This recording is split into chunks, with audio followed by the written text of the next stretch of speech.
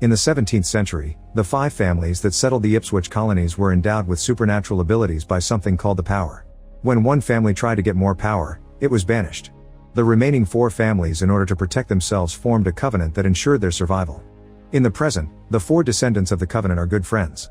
They're Caleb, Pogue, Reed, and Tyler, known by the students of the Spencer Academy as the Sons of Ipswich. Tonight they're together on the edge of a cliff and use their powers to jump, allowing them to land safely and make a smooth entrance at the latest school bonfire. There, Pogue's girlfriend Kate introduces them to her new roommate Sarah, and newcomer Chase.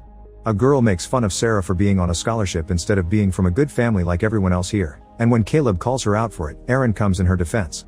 Aaron pushes Caleb to start a fight and Chase cuts in to stop him, but at that moment Reed uses his powers and makes Aaron puke to embarrass him. Suddenly the party's interrupted when someone announces that cops are on their way. Everyone starts running away from the party, trying to escape through the woods. The girls try to leave with Chase in Sarah's car, but it won't start. Reed offers to fix it and pretends to look under the hood when actually he's using his powers to take care of it. After they take off, the 4 witches get in their own car and decide to have some fun. A police car starts pursuing them at high speed through the woods, where the boys pull lots of crazy moves to dodge every tree in the darkness. When they make it out of the forest, they find themselves driving very fast in an open yet foggy field. They're about to reach the edge of a cliff, so the boys begin using their powers together as Reed accelerates and the car flies across the chasm, only to suddenly vanish in the fog. The cops are disturbed as they jump to the wrong conclusions, but suddenly the boys' car falls from the sky right behind the police car. The officers are too confused and shocked to react, giving time for the boys to get away. When he gets home, Caleb finds his mother still awake. She starts talking about Caleb's father and says that she doesn't want to lose Caleb like she lost her husband. She also reminds him that the powers he got when he was 13 will be 1,000 times stronger after his 18th birthday. The powers are too addictive, and once he starts using them, he won't be able to stop, meaning he'll age faster until there's nothing left. In the forest, the police find an abandoned car, and inside there is a teenage boy that won't respond. The cops have to break the window and are shocked to see the boy's eyes are completely white. Back at the dorms, Sarah asks why Kate called the boys the Sons of Ipswich, and Kate tells her the story of the 5 families, saying they're old money without suspecting the truth. Afterward, Sarah is taking a shower when suddenly she hears the noise of something breaking and the light goes out. Scared and nervous, Sarah goes to investigate and finds a broken light bulb on the floor, not noticing the mysterious floating form appearing behind her. The smoky ghost tries to touch Sarah, but at that moment she turns around and gets startled, so she goes away. While Caleb's also startled awake by a bad feeling, Sarah bumps into Reed, who goes to check the bathroom but finds nothing in it. The following day, Caleb is driving and talking on the phone with Pogue. Caleb glances at the passenger seat, where he left a newspaper with an article about the dead student in the forest. Suddenly, the boy comes out of the paper in a rather creepy form that scares the heck out of Caleb. When he looks back to the road, Caleb notices a giant truck heading straight to him. The truck crashes head-on with Caleb's vehicle, which explodes into hundreds of car parts flying around past the truck. Then the car debris comes back together to rebuild itself in an instant.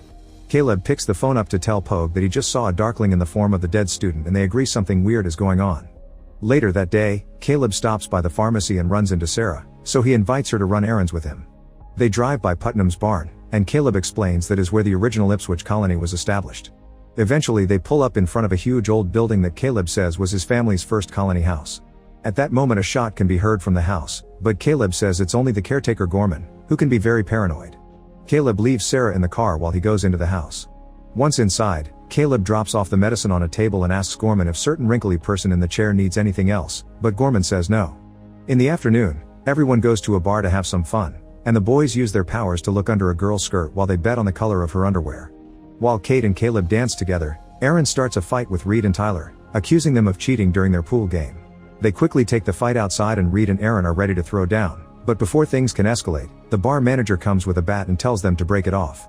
Aaron and his friend leave, and Caleb confronts Reed about using his powers in front of people. Reed doesn't like being scolded and grabs Caleb with too much magical strength, so Caleb retaliates by magically pushing Reed into a pile of drums. Reed tries to counterattack by tossing one of the drums, but Caleb's faster and throws an energy ball that pushes Reed away again. Pogue and Tyler have to cut in and separate them before things get worse. After they leave the bar, Caleb gives Sarah a ride back to the dorms and they share a kiss. Later that night, a spider sneaks into Sarah's room and walks on her face, slowly getting into her ear. Sarah wakes up feeling something weird, and when she pushes away the sheets, she's disturbed to find the bed full of spiders. She jumps on the floor only to find more spiders coming after her. One even walks on Kate and enters her nose to then come out from her forehead. At that moment Sarah wakes up for real, but she still feels afraid. Meanwhile Caleb can't sleep and he gets a call from Pogue, who explains he just saw the ghost too. The following day, Sarah goes to the library to research witches and Caleb's family history, discovering that the spiders she saw are a common spell and that the witch hunt started in this town.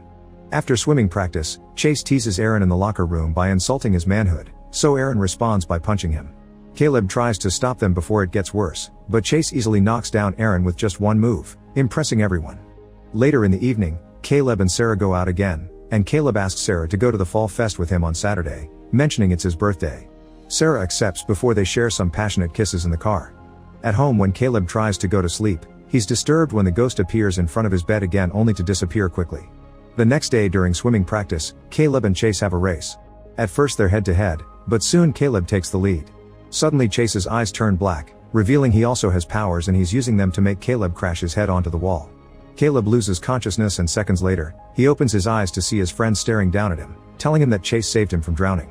Sometime later Chase is called to see the principal, who reveals they've found Chase's ID in the car of the dead student. Chase plays innocent and says he doesn't know how it got there. Now that Caleb has started suspecting Chase, in the evening he and Pogue break into the admissions office to investigate Chase's profile. They find out Chase's parents died on his 18th birthday and he was adopted, but his real surname is Pope. Before they read more, they hear a guard approaching, and the boys immediately use their magic to float to the ceiling so the guard can't see them, but the papers from the file soon start falling, and they have to concentrate to make them float too. Once the guard goes away, the boys get to escape safely. Meanwhile, Sarah goes back to her dorms and finds a note saying Kate went to the hospital. Sarah rushes to visit her friend and the doctor explains Kate is having an allergic reaction to various spider bites on her body. Back to Caleb, he and his friends go to an underground chamber where they keep the magical fire for their covenant meetings. Caleb uses his powers to grab the Book of Damnation from a shelf, which contains the names of all the people who brought witch charges against John Putman, the head of the fifth family. Caleb tells the others that Goody Pope was one of Putnam's accusers and that Putman came to her in her dreams as an incubus after her husband died. As a result of this dream she had a child, and they realize that Putnam's family line didn't die with him and that Chase is the fifth son of Ipswich. At that moment Sarah calls Caleb and tells him that Kate is in the hospital, mentioning the spiders. Caleb immediately guesses the truth and tells the group that Chase put a spell of creation on Kate. Furious, Pogue storms out of the room and grabs his bike to go looking for Chase for revenge. As he drives down the road incredibly fast, he sees Chase blocking the way and tries to run him over, but Chase uses his power to make him and the bike flip and violently land on the ground. Chase explains he hurt Kate to get Pogue and that at the same time, Pogue is his bait to get to Caleb. Moments later, Sarah returns to her dorm and is startled by Caleb at the door. As soon as they sit down to chat, there's another knock and Sarah is shocked to see Caleb again. It turns out the Caleb inside is Chase under an illusion, and he immediately uses his power to knock out Sarah and bring her to the bed, where a spider enters her ears and causes her veins to go black. Chase reveals that he seeks revenge for his family line and wants Caleb's powers after he ascends on his 18th birthday. If Caleb doesn't cooperate, Chase will kill Sarah and his friends. The birthday will happen the following night, and Chase tells Caleb to meet him at Putnam's barn before midnight. He also admits he killed his own parents and the teen in the car. Then Chase makes Sarah feel pain with his magic, and furious Caleb tries to attack, but Chase immediately begins magically dragging him all over the bedroom until he tosses him at the bathroom mirror.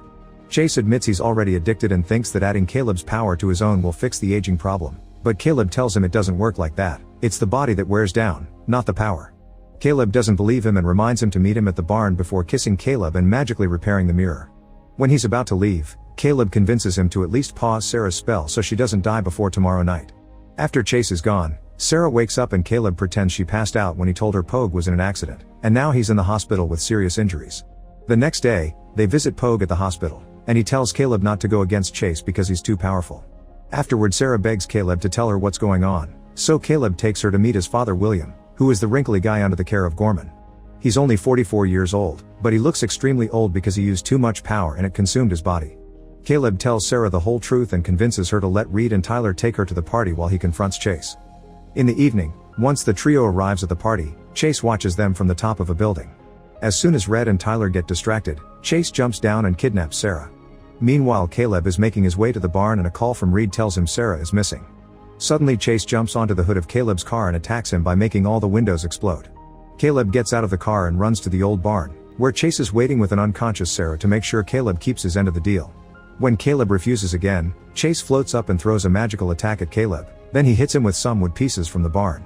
Caleb tries to retaliate with his own magical energy, floating away whenever he's attacked back, but Chase is too powerful and creates energy threads that capture Caleb and bring him closer before he tosses him out again, making him hit lots of the objects in the way.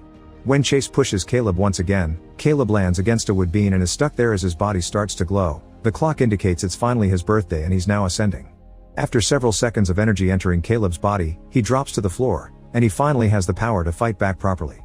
Now his energy attacks do hurt Chase and send him flying through the barn, but this also hits a lantern and starts a fire. Next the boys begin throwing objects at each other, but in a moment of distraction, Chase hits Caleb with an energy ball again, then tosses him outside through the window. Chase proceeds to grab Caleb's face and tries to force him into saying the words of the spell that will transfer the powers, but Caleb has a strong will and pushes him away to continue fighting in a fierce exchange of energy balls. In the meantime, Caleb's mom arrives at the old house to talk to William, convincing him that his life is wasted anyway so he should do something for his son. William recites the spell and sends Caleb his power.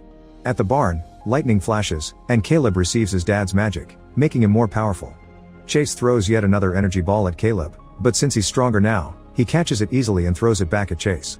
The power hits Chase and passes through his body, causing him to fly backward and get caught in the explosion caused by the energy ball hitting the fire in the barn. Caleb goes back into the burning barn and after dodging a few falling beams, he takes Sarah out just in time. At the hospital, Kate and Pogue both regain consciousness as the spells disappear. The next morning, Caleb and Sarah are still at the barn telling the firefighters what happened. One of the firefighters comes up to tell them that they searched the area and didn't find anybody else, which Caleb doesn't have an explanation for. Once the firefighters are distracted, Caleb uses his power to fix the windshield of his car and then they drive off into the sunrise. Make sure to subscribe and turn on notifications so you can watch more videos like this. Thanks for watching.